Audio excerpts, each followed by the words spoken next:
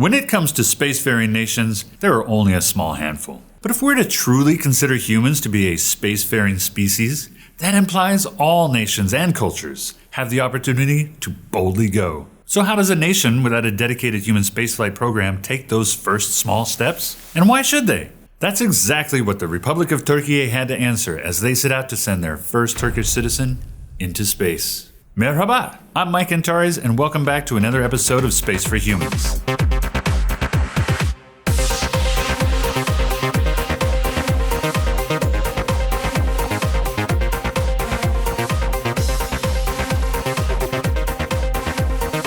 In my previous role as program manager for human spaceflight at Axiom Space, I had the privilege of being part of the team that helped make Türkiye's first human spaceflight mission a reality. Türkiye opened their first space research institute, TÜBİTAK Uzay, back in 1985, primarily focusing on satellites. They established their national-level space agency in 2018, about 60 years after NASA. Then, in 2021, President Erdogan set the ambitious goal of sending a Turkish astronaut to space, along with a host of experiments. The goal was threefold: to join the international community of nations with human spaceflight programs, to expand national technological and scientific capabilities, and to contribute to the growing body of global research on the benefits of space. In pursuit of that goal, Türkiye signed an agreement with Axiom Space in 2022 to select and train an astronaut and enable a portfolio of scientific research to be conducted in microgravity. From the outset, this mission was a point of national pride for Türkiye,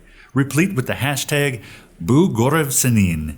This is your mission. That vision drove a nationally collaborative effort, with universities all over the country fielding their research concepts for consideration. In the end, a portfolio of 13 experiments was chosen for the mission, representing a gamut of technologies and life science meant to benefit all humans in space. These experiments, launched to and conducted on board the ISS in 2024 on the AX-3 mission, touched on several themes. New materials and technologies for use in manufacturing, like the novel metal alloys tested in partnership with the Japanese space agency JAXA. Organic environmental improvements to space habitation, such as the effectiveness of algae for scrubbing carbon dioxide and producing fresh oxygen. Turns out it's pretty good for this. Human health, like disease detection using machine learning analysis of vocal sounds, and using CRISPR techniques to examine immune cell responses following space travel. And plant biology, such as the experimental analysis of halophyte and algae plant stress responses in microgravity.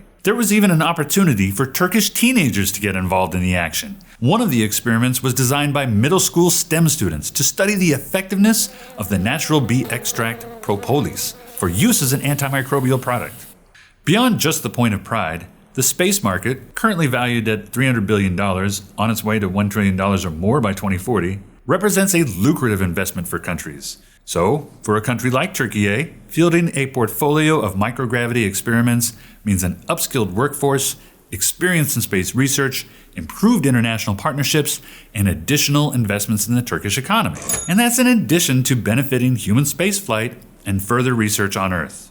Upon returning home, Türkiye's first astronaut, Alper Geceravci, went on a grand tour of Turkish schools and universities to highlight the successes of the mission. When he was a boy, space seemed out of reach to him and to Türkiye. Now a teaching professor at Istanbul Technical University, he will continue to share his experiences and inspire the next generation of Turkish citizens to use all their imagination in dreaming of what's possible, not only for Türkiye, but for all of us.